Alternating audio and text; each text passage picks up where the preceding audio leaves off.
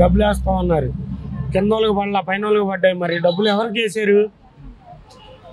పార్టీలు అంటే పార్టీల లక్షణం మేము మాట్లాడుతున్నాం, మామూలుగా కష్టపడే వాళ్ళం ఎవరి సంగతి మాకు అనవసరం.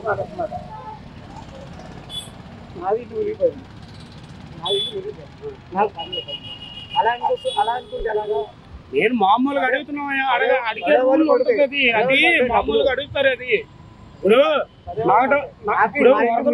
వరదలు వచ్చినప్పుడు ములిగినాయి, బియ్యాలు అవి పంచారు, అవి కరెక్టే, దాని గురించి కాదు. పైన వాళ్ళకి 4వ పోరు వాళ్ళకి 3వ పోరు వాళ్ళకి పడ్డాయి, కింద పోరు వాళ్ళకి ఎందుకు పడలా? మరి అది ఏం తప్పు జరిగింది?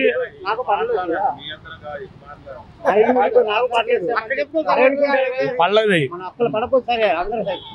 సగానికి సగం మంది పడలేదు డబ్బులు. మొత్తం అన్ని పెట్టాం. సత్యనారాయణలో వాళ్ళు వేయలేదయ్యా, మేమేం చేయమని చెప్పారు.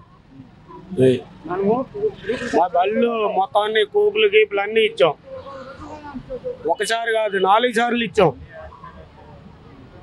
ఎవరు పట్టించుకున్నారు? ఎవరే పట్టించుకోవాలా? అది వయసు కాలనీ 115 బ్యాక్ నెంబరు. మన వరదలకి మొత్తం అన్ని ములిగినప్పుడు చంద్రబాబు నాయుడు వచ్చాడు, వచ్చి కాసేపు మాట్లాడాడు, వెళ్ళిపోయాడు.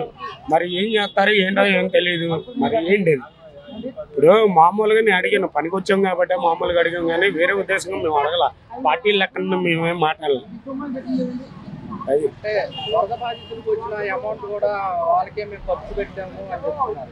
మాకు పడలేదు, కొంతమందికి పడలేదు, సగానికి సగం మందికి పడలేదు. కాకపోతే పైన వాళ్ళకి పడ్డాయి, శాంతం మునిగిపోయి సామానాలు పోయిన వాళ్ళకి పడలా.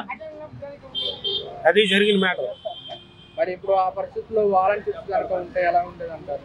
వాలంటీర్ ఏమన్నారంటే, వాలంటీర్ దగ్గరికి వెళ్ళినా సరే అలా ఒకటే అన్నారు, బాబు వాళ్ళు వేయలేదు, మాకు సంబంధం లేదని చెప్తున్నారు. అది జరిగిన మ్యాటర్. మరి ఇప్పుడు గత ప్రభుత్వంలో వాలంటీర్స్ కొనసాగించారన్న, ఈ ప్రభుత్వంలో వాలంటీర్స్ లేరు, ఉంటే ఎలా ఉండేది అంటారు?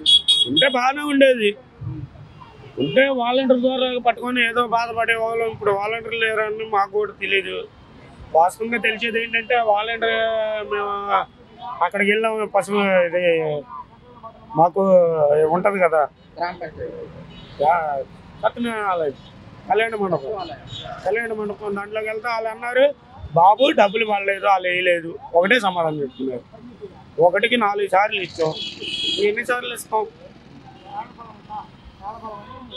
మాది వ్యాపారం బండి మునిగిపోయింది, ఐస్ క్రీమ్ బండి మినిమం 60,000 బండి పోయింది, 32. ఇప్పుడు ఈ రోజు నేను కొన్నానంటే వ్యాపారం చేసుకునేవాడిని, నేను వ్యాపారం చేసుకునేవాడిని. మరి ఈ రోజు నా ముఠా పని చేసుకుంటున్నాను, మరి ఏం చేయాలి?